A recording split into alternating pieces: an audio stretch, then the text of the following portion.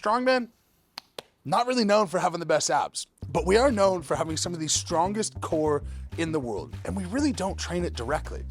So I thought, let's take 30 days, train my core directly, see, are we gonna have aesthetic changes? Am I gonna have strength changes? Now, there's limited evidence that training your core directly is gonna result in seeing visible abs. That's much more to do with nutrition than it is training, but I'm here to put that to the test. We're gonna measure my body fat percentage, my waist circumference, my visible abs, subjectively, we'll take pictures. And the way we're gonna go about this is in week number 1, I'm gonna do 50 reps of anti-flexion, anti-extension, and some sort of lateral resistance. Sometimes this will be static, sometimes this will be dynamic. Regardless, we're gonna train every facet of the core, because in the end, having a strong core is the way that you translate power from your lower body to your upper body. Therefore, a stronger core should make me a better strongman. But it's time to put that to the test. All right, week 1 waist measurement. This is not going to be ideal. This is not the strength of a strongman, generally speaking. We'll go around the widest part, around the belly button. Do my best to stay as relaxed and neutral as possible.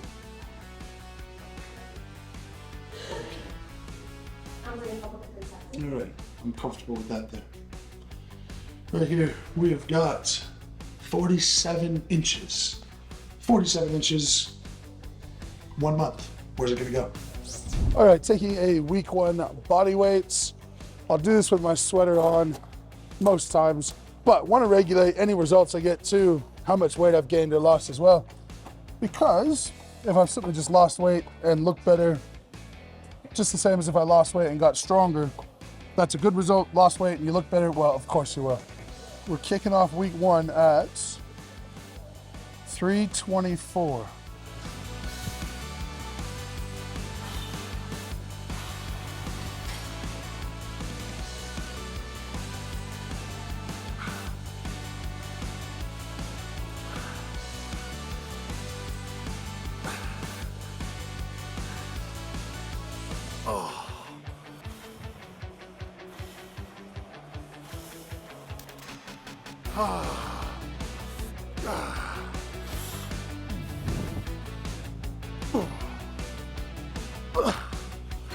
Ooh.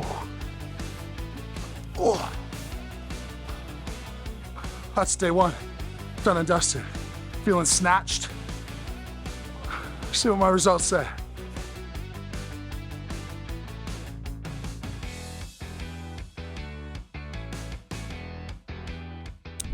All right, week 2 means that we're up in the stakes, going from 50 reps a day to 100 reps a day of flexion, of extension, and of either rotation or lateral flexion. So kicking in, I'll hit 100 reps here and we will move on.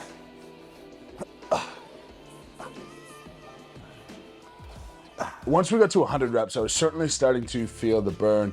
I don't know if you guys have ever tried to do that 100 reps straight, but it gets really uncomfortable. And this is the point where I start to feel a little bit of delayed muscle soreness. Oh. And starting to impact my workouts a little bit. But I said I would do it and we're committing.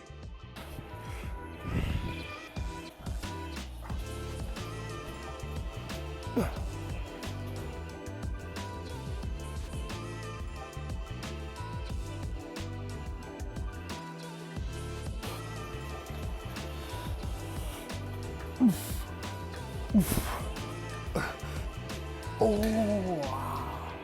As the challenge went on, I had to get more and more creative just to keep my entertainment going. And here's a bit of a sneak preview of what I got into. I'm like a seal trying to mate.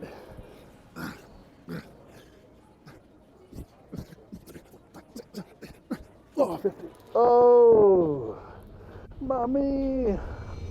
All right. Last week I was at 324, give or take.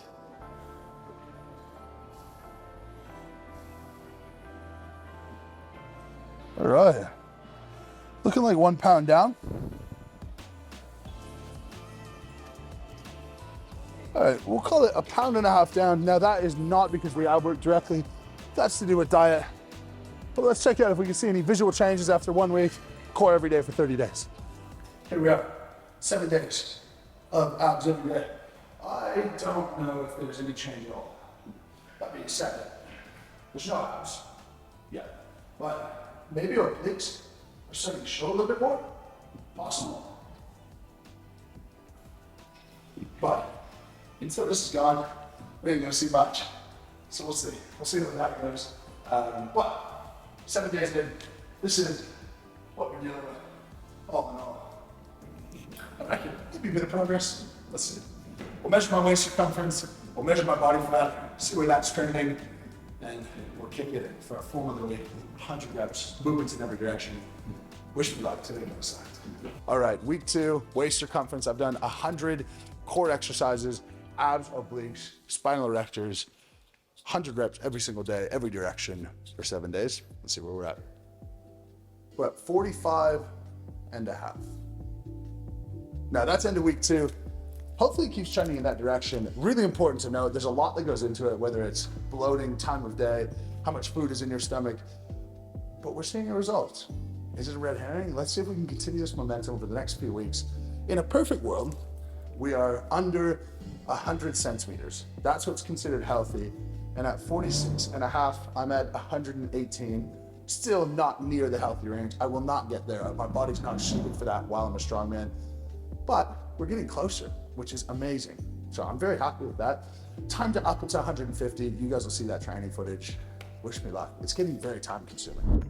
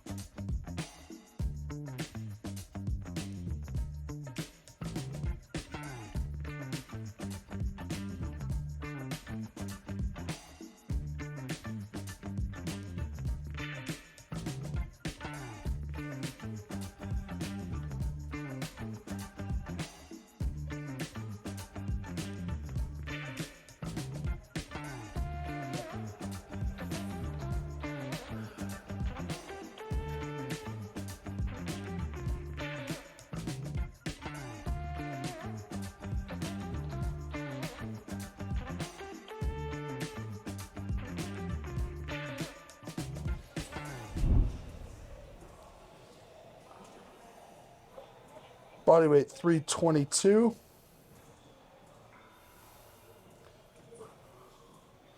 Height is 6'3". Age is 28, male. All right, so we have the results here. We've got body weight at 322 pounds, skeletal muscle mass 158.5, body fat mass 51.5 pounds. That makes my percent body fat 15.9. Is that accurate? That's probably lower, but if we measure the same way every time, we should be able to see that move. So the important thing here with body fat is we're looking at the fat in my abdomen. Is that something that we can actually target? And I've got 33.5 pounds of fat on my trunk. That is 300% more, so triple what they would recommend. Of course, my muscle mass is much higher, so it's not necessarily triple what it should be for me. But that's the number we're going to be looking at. Can we get 33.5 pounds down by doing ab work every single day for 30 days? We will continue to come back to this. We'll save these guys and track it over time. But all in all, we're doing well. One thing that I always like to point out, BMI, my BMI is 40.3. In a perfect world, we're 18.5 to 24.9. 40.3 puts me in obese, I believe category 2. That is not healthy. It is not healthy. It's not something you should strive for. And I do things to be healthy despite being such a high body weight. But we'll track this guy over time. My goal is not to lose body weight. It's to lose trunk fat. If we can redistribute that, improve body composition, then we're winning on every front.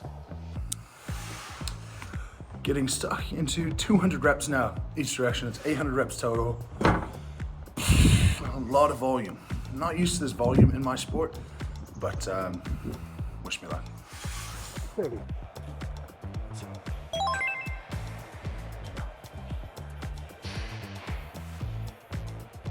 Hey. 3, 4, 5, 6, 7, 8, 9, 30. So I'm totally omitting, when I'm feeling pain, I omit any part of a result that I could get from this. I just go, I'm doing it for YouTube. YouTube, I hope you appreciate this because I'm not having fun. And by the way, I am actually doing this, and I'm actually not enjoying a second of it.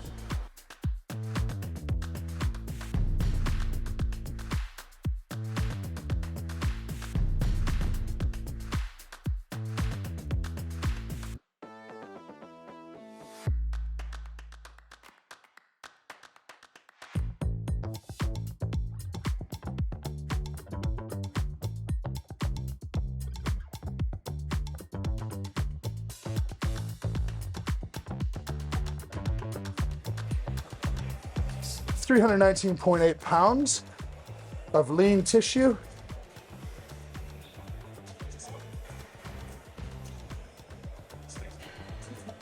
$17.7.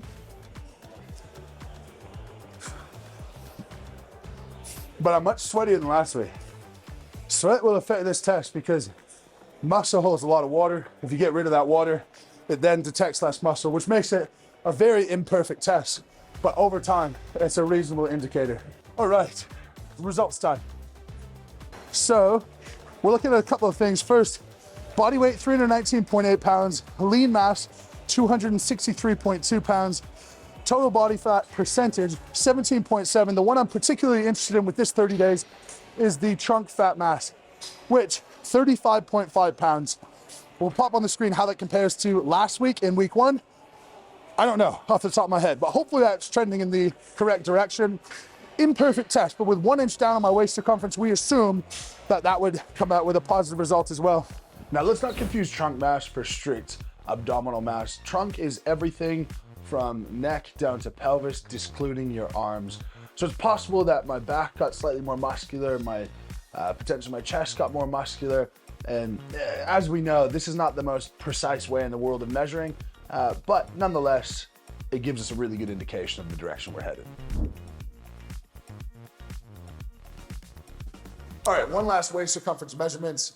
Last week, we were at 45.5 inches. We started this challenge a month ago at 47 inches. And remember, when we do this, we want it to be tight, not squeezing. And we want to take 3 big breaths. Allow the stomach to come in and out. Okay, and I'm gonna say it's right here. So we're slightly under 46. 45, I'm gonna call it 45 3/4. We are marginally down from where we started.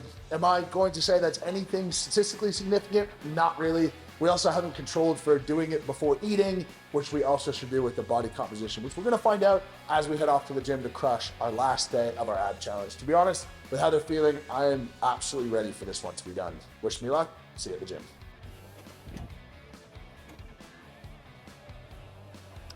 Week 5, day 30, body weights. 325.5. Shredded.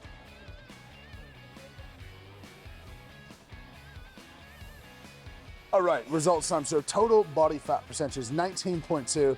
Like we said before, body weight is 325. Now, trunk mass here is at 38.1 pounds. That is 342% higher than you would expect for the average person. Now, trunk again is neck to pelvis, excluding the arms. So it could be that my chest is getting bigger, my back's getting bigger, or these tests are sensitive to how much you've had. So I had a bunch of water before I came in today. That's gonna make me heavier. That's gonna make my trunk mass seem higher than it otherwise would be. But regardless, it gives us an indication of what's going on. And really, it's not heading in the direction that you might expect if you believed that abdominal work contributed to abdominal fat loss.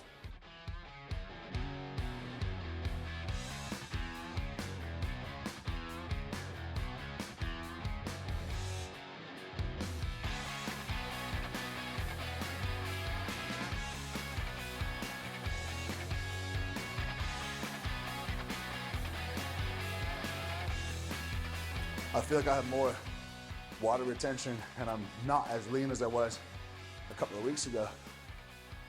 I don't think. It's close. It's on the margins. Certainly nothing near enough to say that this has caused any sort of dramatic positive results. In the end, I've ate a strongman diet during this whole journey, which is designed to put on muscle and get strong. not see your abs, because frankly, those things are just not aligned with each other. So make your own conclusions, but I don't think I'm stepping on stage anytime soon. Now, that was training abs every day for 30 days. My conclusions are, it's useful to help reduce pain. It's been helpful for my back and general back strength. It has in no way made me more shredded, decreased my waist circumference, had any sort of meaningful result that direct core training might have in the aesthetic space. The way to decrease your visceral fat and your waist circumference is purely exercise volume. That's, according to the research, what's gonna help you lose that visceral fat. I'm happy I did this little period of time, and I think I will keep it in my training at 50 reps per direction, per workout, as a finish off to make sure my core is nice and strong for what I do. But in the end, the number 1 and 2 core exercises, according to the research when you use intramuscular EMG, is squats and deadlifts. So I'm gonna keep doing those heavy, and that is gonna help my core get stronger. I would love to know what you guys think. Hopefully you enjoyed this style of video. Pop it in the comments if you did. Thank you very much for watching. As always, lift heavy and be kind.